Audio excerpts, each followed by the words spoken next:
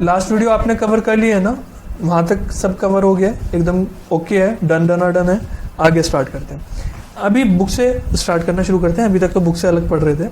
देखो line to line देखते चलते हैं फटाफट, क्या क्या चीज़ें हैं। डिस्कस हमारा काफ़ी कुछ इसमें से हो ही गया है, मेजॉरिटी हो ही गया। कॉन्ट्रैक्ट जो इंडिया का है, इसको हम क्या कहते हैं, जो कॉन्ट्रैक्ट के बारे में जिस एक्ट में सारा कुछ कहा गया है उसको हम कहते हैं इंडियन कॉन्ट्रैक्ट एक्ट 1872। सबसे पहले पढ़ लिया था। ये आया कब था? ये 1872 में आया था। कौन सी डेट को? 1 सितंबर 2000 कह रहा हूँ, 1 सितंबर 1872 को। सो डेट याद रखना आपके लिए थोड़ा सा इंपॉर्टेंट है। क्यों इंपॉर्टेंट है? देखो अगर आपका सब्जेक्टिव क्वेश्चन आता है तो वहाँ तो आप इसको लिख ही सकते हैं, प्लस जब आपका एमसीक्यू ऑब्जेक्टिव बेस्ड आता है तो वहाँ पे भी आप इसको, इसके ऊपर कोई क्वेश्चन बनने का रहता है, 1 मार्क क्वेश्चन इस तरह से कुछ बनने का रहता है। कोई बहुत ज़्यादा डेट्स नहीं है इसमें, कोई आपका हिस्ट्री सिविक्स वगैरह नहीं आने वाले, टेंशन ना लो। पूरे अगर मैं पूरी लॉ की भी बात करूँ तो हार्डली आपकी 5-6 होंगी, मैक्सिमम 10 डेट्स होंगी, तो उनको याद करना कोई बड़ी चीज़ नहीं है। आप क्या करोगे मैं बता रहा हूँ, अभी से इसी टाइम से फर्स्ट डे से अपने पास एक पेज, मतलब कॉपी के, बुक के, कहीं के भी आप स्टार्टिंग के पेजेस या लास्ट के पेजेस रिजर्व रखो अपने कुछ एक्स्ट्रा नोट्स के लिए, जो मैं आपको टाइम टू टाइम बताता रहूँगा। उसमें एक हेडिंग लिखो डेट्स। वहाँ पे क्या लिखोगे? डेट। जितनी भी डेट्स होंगी, अभी जहाँ जहाँ भी रेफरेंस आएगा उसको यहाँ पे आप मेंशन करते रहोगे। सबसे पहले लिखो ICA, मतलब इंडियन कॉन्ट्रैक्ट एक्ट आपका कब आया था? 1 सितंबर को 1872 में। ठीक है, सो ये चीज़ आपको करनी है। It applies to all of the India except Jammu and Kashmir. ये आपके पूरे इंडिया पे अप्लाई होता है, जम्मू एंड कश्मीर को छोड़ के। ये लाइन हर जगह आपको ऐसे की ऐसे ही मिलेगी। ICA का मटेरियल आपका अपडेट नहीं हुआ है, और उसके अलावा ऑथर्स की बुक में भी मैक्सिमम मुझे जो लगता है कि उन्होंने भी अपडेट नहीं करा है। बट आर्टिकल में जब चेंज आया आपके 370 आर्टिकल में, पता है ना, जम्मू एंड कश्मीर वाले आर्टिकल के बाद, उसके बाद से ये जम्मू एंड कश्मीर पे भी एप्लीकेबल हो चुका है। अब एग्जाम में आपको क्या करके आता है, 100% श्योर एग्जाम में कोई आपसे इस पर डायरेक्ट क्वेश्चन नहीं पूछेगा, क्योंकि ICA को नॉलेज है, बुक में अपडेट नहीं हुआ है। सो फाउंडेशन लेवल पे वो ऐसे आपके साथ नहीं करेंगे कि हाँ भाई कन्फ्यूजन हो स्टूडेंट को क्या लिखना। अगर बाई चांस आपको थ्योरेटिकली कुछ आता है तो वहाँ पे आप इसी तरह से मेंशन करके आना। ग्रीन कलर में जो मैंने लिखा है ना, ये वाला भी देखो, कलर्स सॉरी ये वाला नहीं, एक सेकेंड रुकना। देखो ये मैंने ग्रीन कलर से इसीलिए लिखा है, डिफरेंशिएट करा है कि ये मेरा पॉइंट है। सो इसको आप ब्रैकेट में, जब अगर कुछ टेक्सचुअल लिखने में आप सब्जेक्टिव आता है तो वहाँ पे ब्रैकेट में इसको सिंपली ऐसा लिखिए ना, चेक करने वाले को समझ में आ जाएगा कि बच्चे को कुछ एक्स्ट्रा नॉलेज है। हर लॉ में कुछ चैप्टर्स होते हैं। चैप्टर हमारे जैसे चैप्टर नहीं, डिफरेंट चैप्टर होते हैं। मतलब उसमें ना, जैसे हमारी बुक को पार्ट करा होता है ना, चैप्टर्स में पार्ट ऐसा करा होता है। आपने बिजनेस स्टडी पढ़ी, इकोनॉमिक्स, अभी लॉ, तो अलग अलग चैप्टर्स हैं। उसी तरह से पूरे लॉ को, अभी इतना बड़ा लॉ होता है, बहुत कुछ होता है, तो उसको भी पार्ट किए होते हैं। तो कितने चैप्टर्स हैं? 11 चैप्टर्स। और कितने पार्ट्स में कवर हुआ है मेरा कॉन्ट्रैक्ट एक्ट? 2 पार्ट्स में कवर हुआ है। अच्छा, आपको बेयर एक्ट दिखाऊं? बेयर एक्ट मतलब ये प्रॉपर एक्ट तो नहीं है जो मेरे पास है, ज़रूरी भी नहीं है कि हमेशा ऐसा ही हो, बट हाँ पुराने एक्ट ऐसे ही मिलते हैं। देखते हैं, देखो कैसे लिख बना हुआ है, सिंपल सा।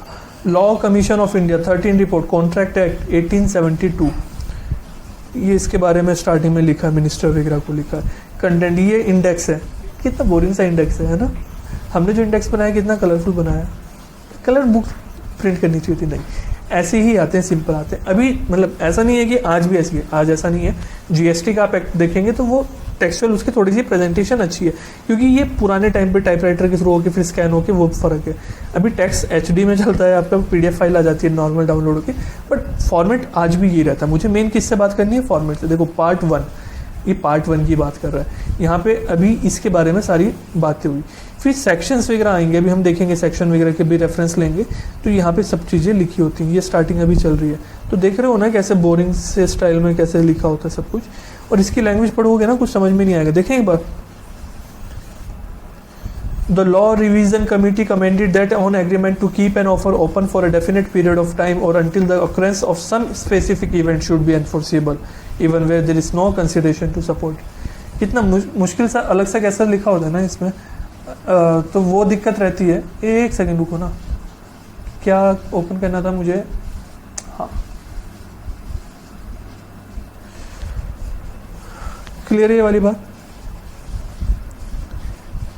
तो इस तरह से हमारा एक्ट चलता है। ये सिर्फ आपको एक रेफर देना था मुझे कि कैसे एक्ट में लिखा होता है। इतना कलरफुल, इतना प्यारा प्यारा करके नहीं लिखा होता है। पहले देखो एक्ट कितना कॉम्प्लिकेटेड होता है। आईसीए मटेरियल आपको उसको सिंपल सा करके दे रहा है, सिंपल सा उसको ईजी लैंग्वेज में समराइज करके अच्छा सा बना के, और हमने तो उसको और इतना अच्छा इंटरेस्टिंग बना दिया कि उसको पढ़ना और इसको पढ़ना जमीन आसमान का फर्क है। ठीक है, अब इंपॉर्टेंट डेफिनेशंस आती है। ठीक है, हमें क्या पढ़नी है? इंपॉर्टेंट डेफिनेशंस पढ़नी है। तो यहाँ पे हर लॉ में सेक्शंस होते हैं। आपने सुना होगा ना सेक्शन याद करने हैं, क्या सेक्शन याद करने हैं? अपने सीनियर ब्रदर सिस्टर को कहते हुए सुना होगा कि सेक्शन हम तो याद नहीं करते हैं, ऐसा कुछ सेक्शंस होते हैं। जैसे आपके चैप्टर्स होते हैं ना, पैराग्राफ होते हैं, उसी तरह से इसमें सेक्शन होते हैं। हर चीज़ को एक सेक्शन के नाम से दे रखा होता है, नंबरिंग करी होती है, तो नंबरिंग को हम क्या कहते हैं? सेक्शंस कहते हैं। तो सेक्शन 2A है, ये ब्रैकेट में ही लिखा जाता है ए। तो ये पहला सेक्शन किस चीज़ का है? पता है क्या, जितनी भी डेफिनेशंस होती है ना किसी भी एक्ट में, कोई भी, ये हो इंडियन कॉन्ट्रैक्ट एक्ट है, आपका सेल्स ऑफ गुड्स एक्ट है, वो हमेशा सेक्शन 2 के अंदर मिलेंगी सारी डेफिनेशन। तो आसान हो गया ना, इतना टेंशन नहीं लेना है, वरना दिक्कत आती। अभी क्या इसके अंदर फिर क्या रहेगा, आगे का पार्ट होता है sub section A, B, C, D, इस तरह से आपके चल रहे हैं। क्लियर है? सबसे पहली बात किसके लिए कही है? प्रपोजल।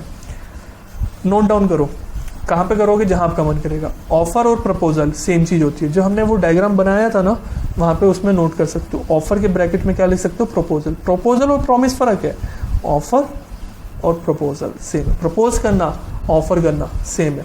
उसके बाद प्रॉमिस बन जाता है, वो वादा बन जाता है, वो डिफरेंट चीज है। डन है पूरी तरह से? ओके है, चलो प्रपोजल की डेफिनेशन समझते हैं। Section 2A।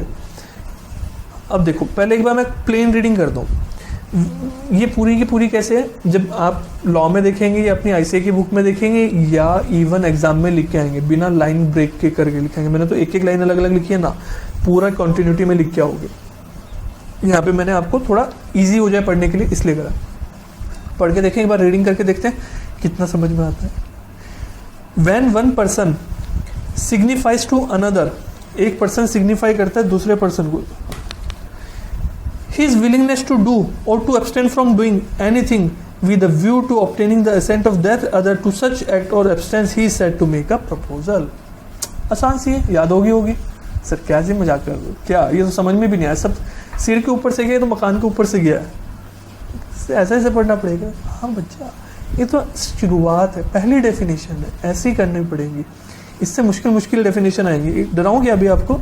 चलो पहले डरा ही देते हैं ना आपको, अच्छे से पढ़ाएंगे बाद में, पहले डरा देते हैं। कंसीडरेशन की डेफिनेशन देखो। When at the desire of the promiser, the promisee or any other person has, without line मतलब ब्रेक कर लिखना है, सिंगल कंटिन्यूटी में लिखना है आपको एग्जाम में, has done or abstain from doing or does or abstain from doing or promise to do or abstain from doing something, so act or abstains or promise is called consideration for promise।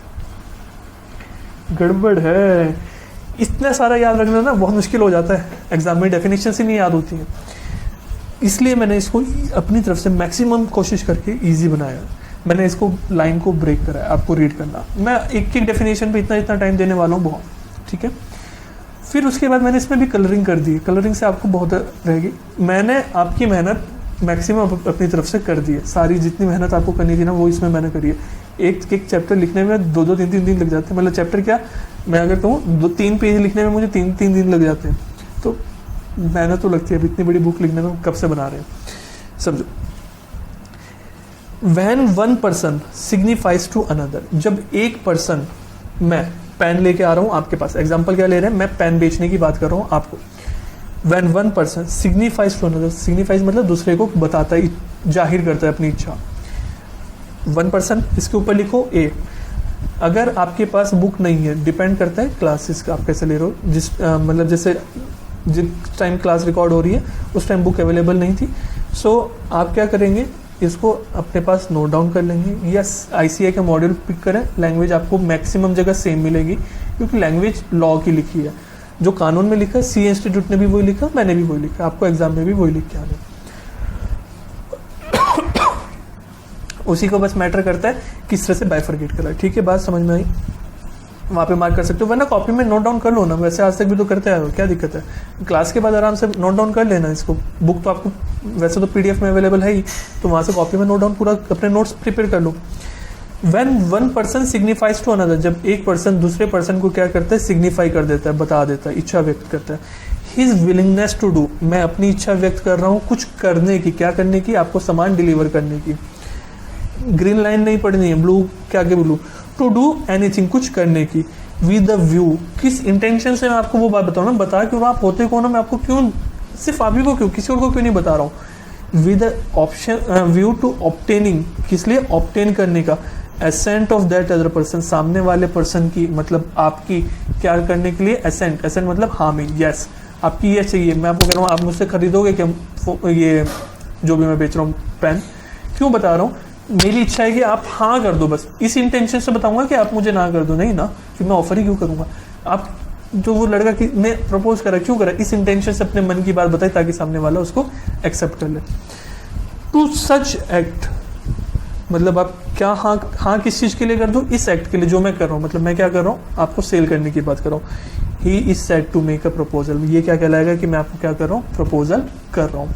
ठीक है, बस में green line अभी तक मैंने नहीं पढ़ी है। अब आप क्या करेंगे, जितना मैं हाईलाइट करूंगा, जो जो मैं बोलूंगा वहां वहां वो वैसे वैसे के लिखोगे। चलो लिखना करेंगे शुरू। चलो बाबा चलो बाबा चलो बाबा। सबसे पहले तो क्या, व्हेन वन पर्सन, इसके नीचे लिखो ए, हम पूरी लॉ पता कैसे पढ़ेंगे, ए बी, पूरी लॉ या पूरी सी फाउंडेशन ए बी के नेम से पढ़ाएंगे। हमेशा याद रखना, जब मैं ए बोल रहा हूँ तो वो कौन है, ऑफर करने वाला। चार्ट बनाया था ना, वहाँ पे भी ऑफर करने वाले के ऊपर लिख सकते हो ए, कि भाई वो बंदा कौन है, ए, और जिसने एक्सेप्ट करा वो बंदा कौन है, बी। हम हमेशा ऐसे ही पढ़ेंगे, पूरे का पूरे सी फाउंडेशन निमट जाएगी ए और बी में।